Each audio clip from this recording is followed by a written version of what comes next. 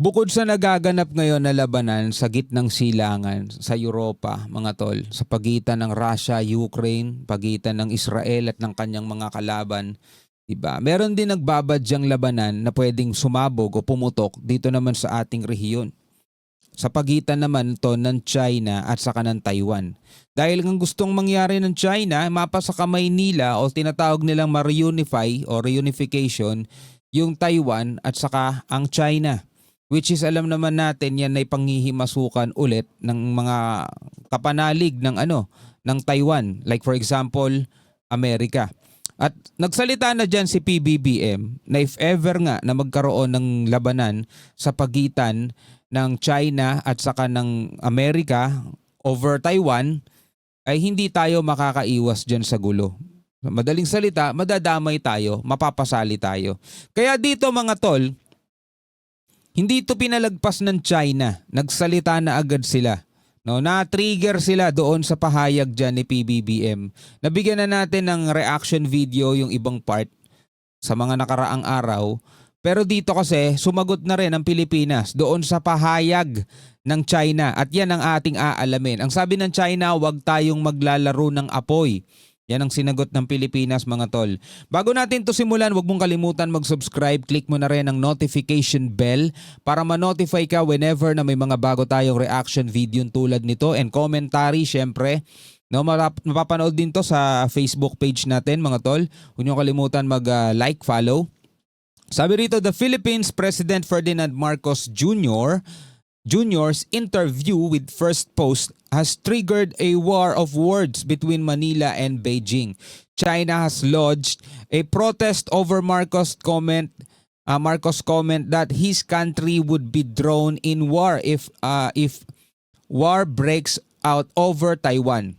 No? So sumagot dito mga tol ang Pilipinas. Alamin natin kung ano ang naging sagot ng Pilipinas doon sa reklamo ng China, mga tol. So huwag na natin patagalin pa, mga tol. Panoorin na natin to. We are talking about really trying to find the strategic United States. China warns Philippines over Taiwan, remarks and rising tension, sabi dyan sa Al Jazeera. Sabi naman sa Reuters, China accuses Philippines of playing with fire on Taiwan. Sabing gano'n naman ng Reuters. Sabi naman sa Independent, China warns Philippines playing with fire after Marcos signals role in Taiwan conflict. At sabi naman sa South China Morning Post, Beijing warns Manila to stop playing with fire after Marcos makes Taiwan remarks. China protest remarks on Taiwan. Yan ang laman ng balita ngayon, no? Trending ngayon si PBBM sa daigdig. Beijing says Marcos playing with fire. But Manila stands by comments. Yan, sumagot na Manila, sumagot ng Pilipinas. So alamin natin kung anong sagot ng ating bansa. China versus Philippines. It's a war of words between China and the Philippines. Beijing is threatening Manila, but Manila is refusing to back down. At the center of it, the Filipino president's interview to us, the First Post. I'm sure you've caught snippets of it. President Marcos Jr. was in India for a state visit this week. He sat down with us for an interview on Wednesday. We covered a lot of topics, and one of them has triggered a major controversy. Listen to this first. Experts fear that Beijing will invade Taiwan before the end of this decade. If that were to happen while you're still in power, would you be open to allowing the U.S. Use resources and bases in the Philippines to defend Taiwan, or would you rather stay out of it? To be very practical about it, if there is a confrontation over Taiwan between China and the United States, there is no way that the Philippines can stay out of it.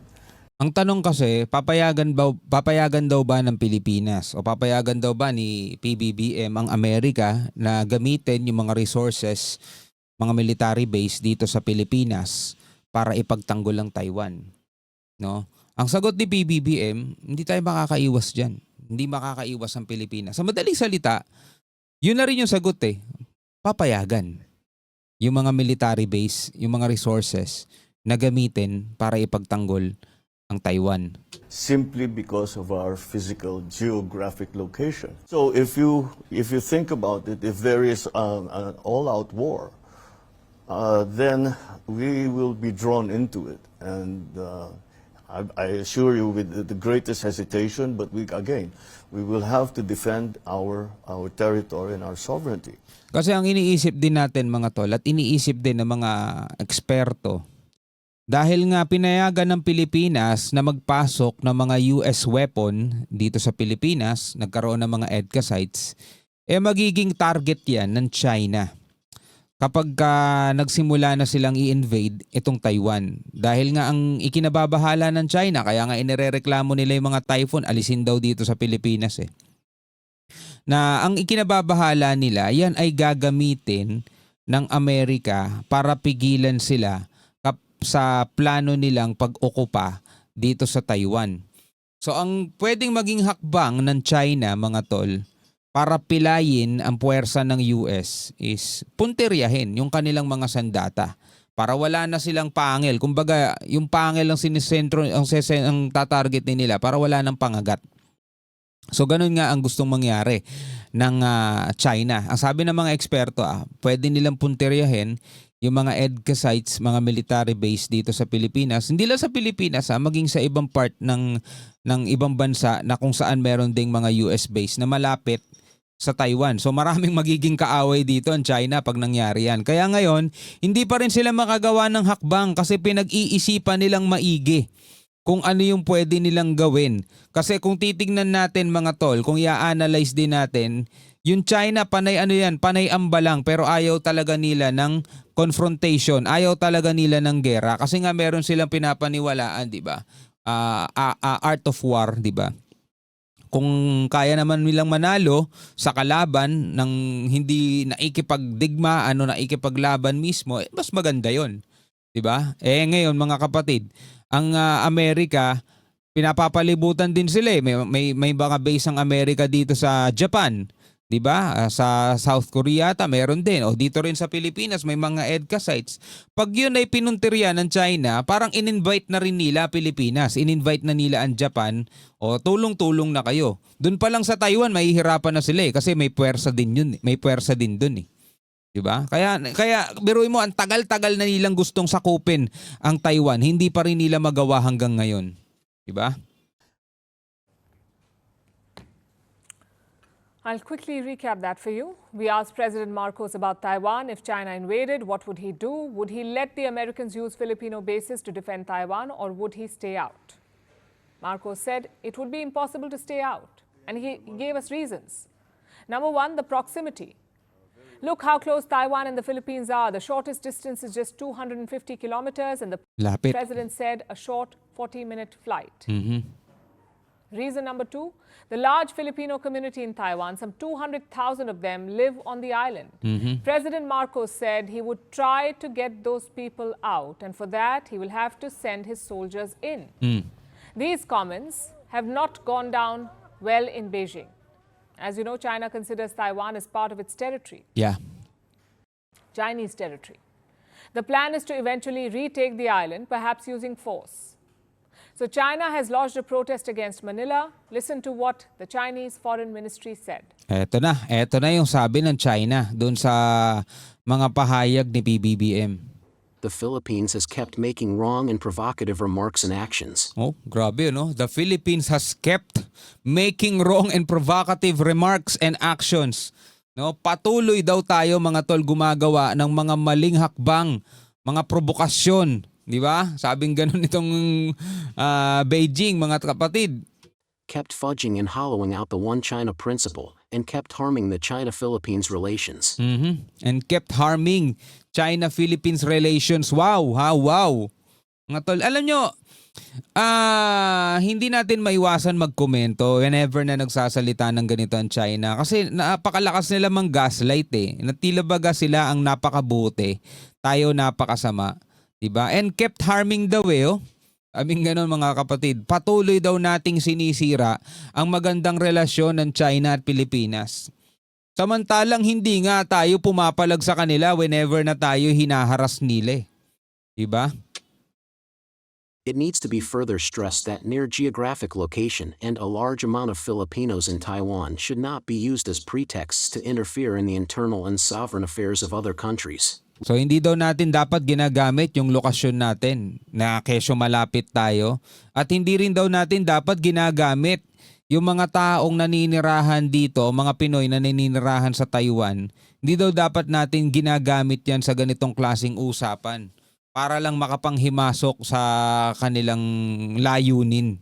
We urge the Philippines to earnestly abide by the One China principle and refrain from playing with fire on issues bearing on China's core interests. Grabe.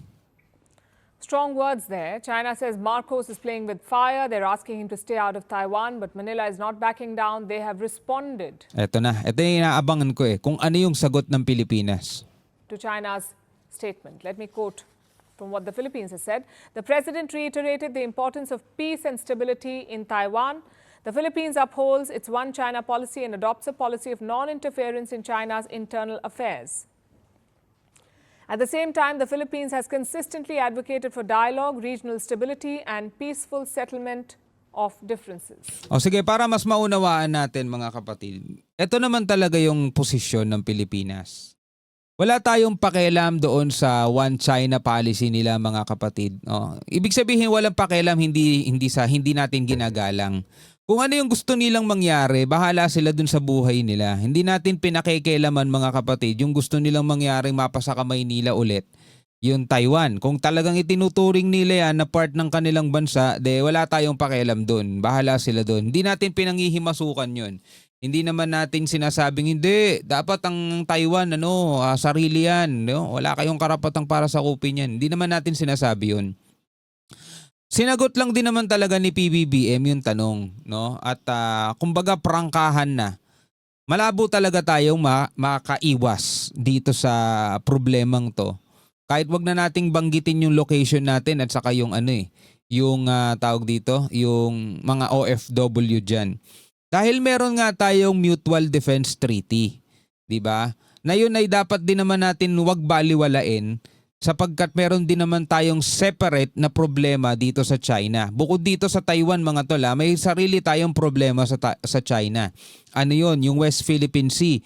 Lagi tayong ginugulo, lagi tayong inaaway, lagi tayong hinaharas. So ang ating isa sa mga sandata na meron tayo bukod dun sa puwersa nating pansarili is yung Mutual Defense Treaty na kapag tayo inatake, nagkaroon ng armed attack mula rito sa China patungo sa Pilipinas, merong bansa na pwede nating hingan ng tulong, susuporta sa atin, which is the United States. Dahil nasa Mutual Defense Treaty natin, yun yung kasunduan, di ba? Kapag sila inatake, tutulong ang Pilipinas. Kapag tayo inatake, tutulong sila. So kapag sila mga kapatid, nagkaroon ng direct confrontation dito sa China, meaning nagkaroon ng armed attack sa mga barko nila, sa kanilang mga warship, for example, di ba? So sasaklolo sila sa Taiwan. May posibilidad na invoke nila yung Mutual Defense Treaty natin sa atin. 'Di ba? Kasi nga kailangan nila ng backup dayo sila Kasi nandoon sila sa malayo, taga doon sila sumaklolo lang sila rito sa Taiwan. Kung sakasakaling atakihin sila mga kapatid ng mga barko ng China, ng mga jet ng China, pinatamaan sila, pinaputukan, pwede sila mag-invoke ng Mutual Defense Treaty. Yun yung mahirap. Kahit ayaw nating mapasali, kaya ba nating tanggihan? Isang tanong yan mga tol, kaya ba nating tanggihan? Depende kung sino ang presidente. Pwedeng intayin ng China yon mga tol, o saka na natin atakihin etong Taiwan kapag nagpalit na ng presidente. For example mga tol, eto example lang naman halimbawa na lang, isang pro-China ang maging presidente sa susunod na pagkakataon, sa susunod na panahon. Ibang presidente pro-China. Diba? Pwedeng putulin yung Mutual Defense Treaty sa Amerika, diba? Kapag umatake ang China dito sa Taiwan, syempre dahil pro-China yung presidente ng Pilipinas, hindi tayo mangingialam dyan. At pag nag-invoke ng Mutual Defense Treaty ang Amerika, hindi tayo tutugon. Pwedeng hintayin ng China yon mga tol. Ngayon, pag hindi pro-China ang presidente ng Pilipinas, syempre mga tol, tutugon tayo doon sa Mutual Defense Treaty. Kasi kapag tayo naman ang nalagay sa sitwasyon na tayo na ang pinupuntirya ng China, makakahingi tayo ng tulong. Hindi tayo tatanggihan kasi hindi natin sila tinanggihan eh. 'Di ba? So ano sa tingin ninyo? Tuloy natin 'to. There are two flashpoints here. The first is bilateral. China and the Philippines have a territory dispute. Beijing claims most of the South China Sea. Yun yung sinasabi kong separate problem natin. Meron tayong sariling personal na problema sa China. Yun nga, yung inaagaw nila yung ating mga teritoryo o yung ating exclusive economic zone. China and the Philippines have a territory dispute. Beijing claims most of the South China Sea, even the sovereign waters of Manila, the West Philippine Sea. International courts have ruled in the Philippines' favor, but China refuses to accept.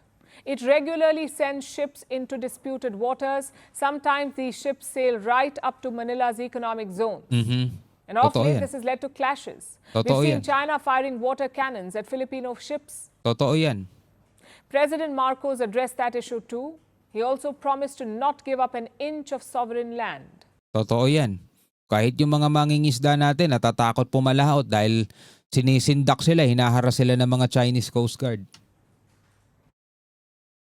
Multiple close shaves between Chinese and Filipino vessels in recent past, with the Chinese ships also firing water cannons at Filipino ships. Are you worried that this may escalate into a full-blown crisis, that a small misunderstanding may blow up into something much bigger? That is precisely what we are worried about. Your recent State of the Nation address is coming under a lot of scrutiny. In last year's speech, you promised to not yield even an inch of Philippine land in disputed areas. This year, your statement did not make an explicit mention of that, of the West Philippine Sea, but you focused more on non-alignment on Manila's part. Would you say you watered down your statement? Did you, and why? No, I did not. You're the second person to ask me that. Let me say it again. The Philippines will not cede 1 square inch of our territory.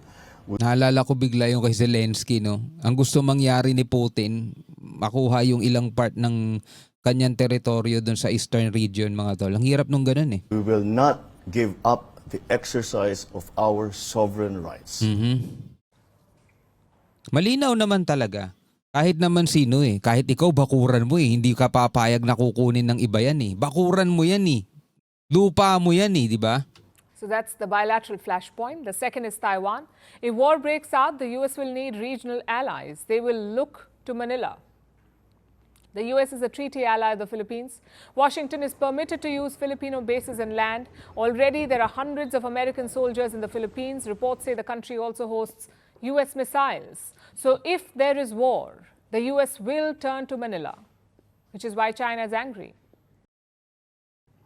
If you keep these flashpoints aside, everything is great. China is Manila's largest trading partner. 25% of their imports come from China. President Marcos also alluded to this. He said the relationship was fine, except for the disputes. Okay naman talaga. Totoo naman. Okay naman yung relasyon natin sa China, mga tol. Diba? Matagal na natin silang kasama rito, panahon pa ng mga Kastila. Baka nga nauna pa sila eh, diba? Ang problema lang talaga natin dito yung dispute. Ayaw irespeto ng China etong karapatan ng Pilipinas. Yun lang talaga. Nasa kanila ang bola, wala sa atin eh. No? Nasa sa kanila, mga kapatid, kung gusto nilang maayos talaga itong relasyon, igalang nila itong Pilipinas, igalang nila yung bansa natin. Diba? Itrato nilang equal. Total, yun naman ang sinasabi nila eh. Dapat daw hindi yung mga malalaking bansa daw, dapat hindi hinaharas yung mga maliliit na bansa. Eh, anong ginagawa nila eh? Itrato nilang equal. Sundin nila yung sinasabi ng international law. Sundin nila yung UNCLOS. Total, nakapirma naman din sila dun eh. Ano ba sabi ng UNCLOS? So, bawat isang mga bansa dyan, meron kayong tigto 200 nautical miles exclusive economic zone. Dapat irespeto ng China yun eh. Diba? Okay naman tayo doon sa pagiging trade partners natin, diba? Okay naman ang relasyon natin diyan. Eh ang problema lang talaga ito. Tama diyan si PBBM. Ito lang talaga yung problema natin. But he was also realistic about it. He admitted that these disputes would not disappear overnight. In fact, they're likely to get worse. The Philippines is focused on creating a coalition in the region. They want to bring China's rivals together. One example of that is the Squad. It's a group of 4 Indo-Pacific countries, the Philippines, Japan, Australia, and the US. Gumagawa ang China ng coalition. Kumbaga sa buwatan o magkakasama, pinagsasama-sama natin lahat ng mga rival ng China, yung mga bansa na hindi okay sa China. Ito ngayon ay Squad, the new grouping, Australia, Japan, Philippines, United States. Ito yung mga bansang Ngayon kasama na rin natin India, mga tol. Hindi rin sila vibes ng China eh. It's a bit different from the Quad. The Quad is very shy about its security goals, but the Squad is not. In fact, the S in Squad stands for security. As for China, we do not get the meltdown. President Marcos was responding to a hypothetical situation. If China invades, then Manila will get dragged in. So it seems like the solution is quite simple. Do not invade. Do not invade. Yun lang. Napakasimple. Diba? Pero, syempre, mga kapatid, alam naman natin, matagal ng pinag-iinitan ng China, etong Taiwan. In fact, mga kapatid, kung bibilangin natin, nasa 6 na dekada na talagang pinag-iinitan. Mula nang pumutok o matapos ang Chinese Civil War, 'di ba, yung mga natalo, pumunta doon sa Taiwan, doon na sila nagtayo ng gobyerno nila. Gustong mapasakamay ng China 'yan eh. Kaso nga lang, syempre, kailangan nilang magpalakas muna kasi alam naman natin, mga kapatid, maraming mga backup 'yan. Ano masasabi nyo rito, mga tol? Comment na lamang kayo sa ibaba. Hanggang sa muli, ako nga pala si Shobaldi. Peace out.